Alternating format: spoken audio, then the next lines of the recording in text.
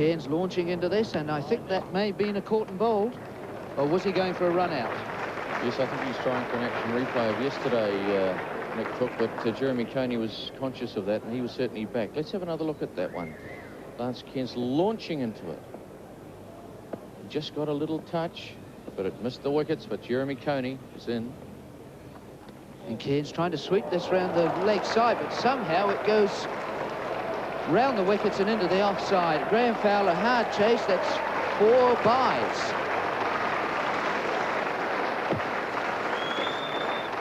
So it's Botham with the new ball, bowling to Jeremy Coney. On the line of the leg stump, Graham Fowler, good stop, mid-wicket.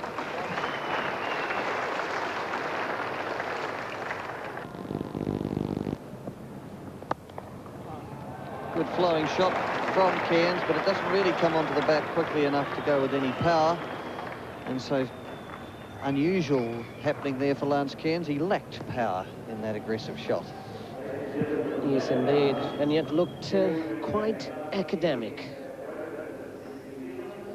Let's have a look at Botham, see if he's injured. Seems to be carrying his right leg a little bit. Big fellow, very strong. There is a slight suggestion that he's not fully fit, but he's carrying on. So this is a new 9th wicket New Zealand record against England. Record for against any country is 96. Oh, and he chops this one, almost chops it onto his stumps, an inside edge, known as a French cut in this country and a Chinese one in England. And so Cairns goes on to 38 with that very streaky shot. There's a loud appeal for LBW. And umpire Woodward having a long look at it. He may well have got an inside edge on that, otherwise it looked a good shot. Yes, let's have a look. Ball pitching almost in line, right in front. And only an inside edge probably saved him. Straight back down the ground, 4 runs. Cody ought to be fined for even running halfway down the pitch for that shot. It was 4 the moment it left his bat, and now only 1 away from 150. It's just a touch of Martin Crowe there when it comes to on driving. Nicely placed. Let's have a look. See how the bat is kept straight, just turning to find the gap.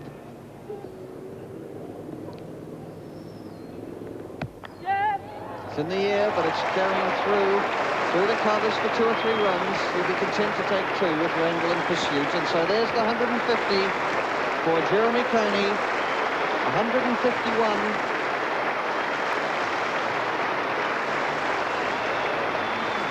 And his statistics. 343 deliveries and 23 boundaries. And not a very large crowd here compared with the previous days, but nevertheless enough to realise that there is somebody watching you.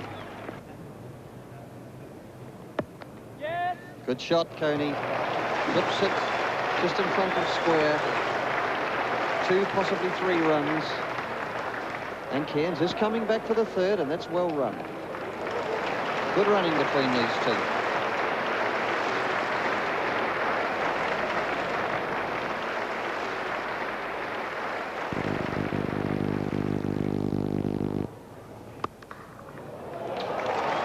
Well, what do you say about that?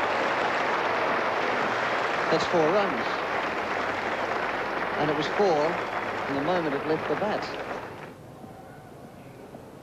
Willis to Cairns, over the top of Gatting's hands, down to the 3rd man boundary, and Lance Cairns has 50, and New Zealand has 500.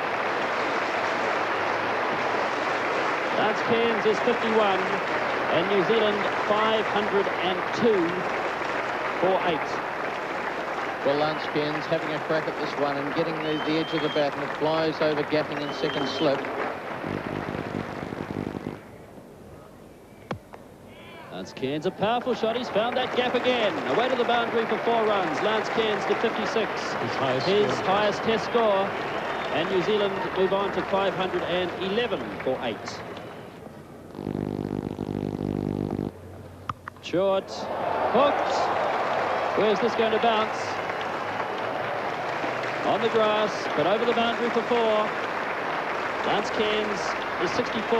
New Zealand at 520 for 8 wickets. And we see Lance Cairns latch onto it, hit it high, didn't make the boundary for 6, but 4 all the way.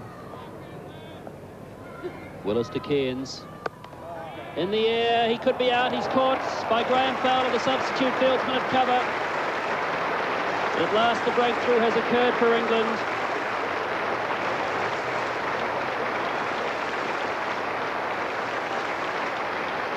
Bob Willis has got his 310th wicket in Test cricket. He now becomes second on his own on the all-time list.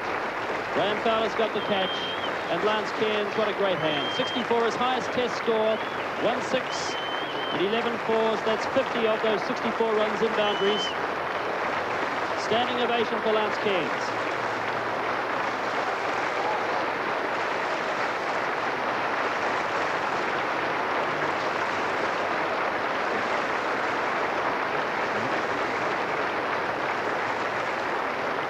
If we have a look at that dismissal, the ball not quite there. It moved away a shade off the seam, but Lance Cairns didn't get hold of it. Got a thickish outside edge, and it ballooned out to the covers.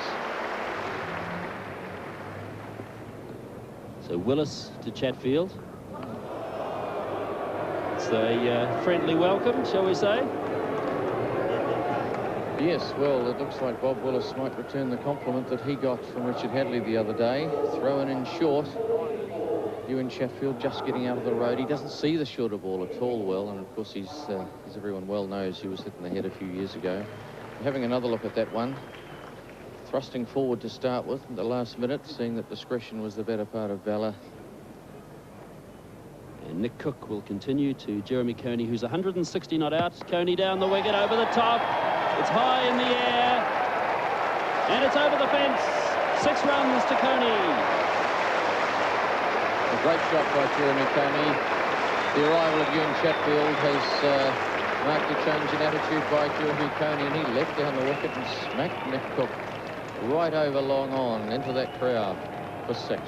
And yet another record, the highest Test score ever made at the Basin Reserve, beating South Africa's 524 for 8 declared in 1952-53. Short, hooked. That's away to mid-wicket for 4. Well, he got hold of this one, dropped in short by Bob Willis, and at his pace at the moment, running off his short run, looking pretty tired.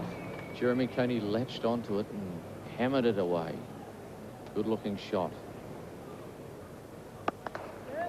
And that will be number 26, I suspect, over the top of Smith at mid-on. The ball slowing up a little. But it's there. Jeremy Coney to 174. New Zealand to 537 for 9.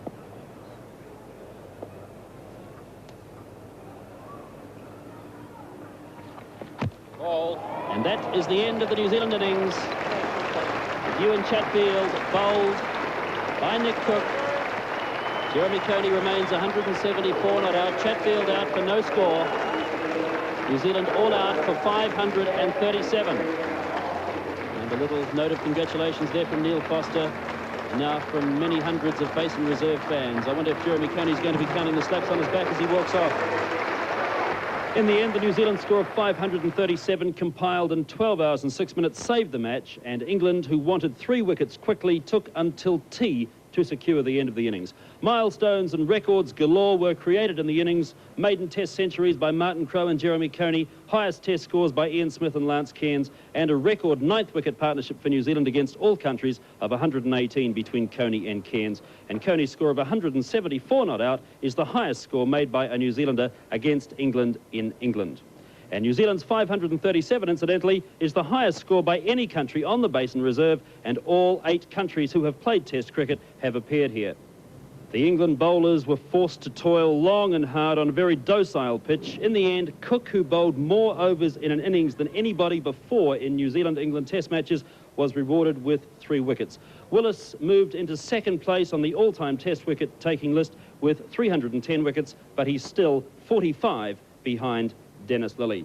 So that innings, which lasted the equivalent of 12 hours and 6 minutes, saved the match for New Zealand and gave England the really impossible task of scoring 294 to win in the 2 hours after tea on the 5th and final day. It was an impossible task, and in the end, Chris Tavares and Chris Smith went to the wicket and just had 90 minutes of batting practice. In that time, they scored 69 runs, and the match finishing in a draw at 5:30. Incidentally, Ian Botham named as the man of the match, so that's some satisfaction, I imagine, for the England captain, Bob Willis. But generally, Bob, would you consider this the test that got away? Oh, not really. I mean, it was a magnificent wicket. I've rarely seen a wicket where the ball's deviated less off the seam than here. I thought Martin Crowe and Jeremy Coney played magnificent innings. Great temperament shown, masses of concentration, and they thoroughly deserved to pull the game round. So it was really always going to be hard work for England to get New Zealand out quickly a second time. Yes, I mean, I thought the first 15 wickets really fell for no apparent reason at that rate. I mean, the wicket got very few players out. Obviously a bit of nerves and pressure on them. People play differently, but I think after all the conjecture before the game, it's turned out to be a very placid wicket indeed. Would you actually consider it to be a pretty good game of cricket, despite the end result, a tame draw with Tavares and Smith batting out? Would you consider it overall to be a good game of cricket? Oh, I don't think it's done Test cricket any harm at all. Obviously, one would have liked there to be a little bit more in it for the bowlers of one sort or another, but it wasn't to be, and there's lots of 5 days very interesting cricket, and by the sound of the loudspeaker, there's a record every 10 seconds. Bill Frinder was well aware of that. As far as the rest of the series is concerned, do you think now that the teams have gone through the sparring stages and are ready for action from one side or the other in Christchurch and Auckland? Oh, I think that, as I said before, the sides are very evenly matched indeed. Probably more batting strength and bowling strength on view at the moment.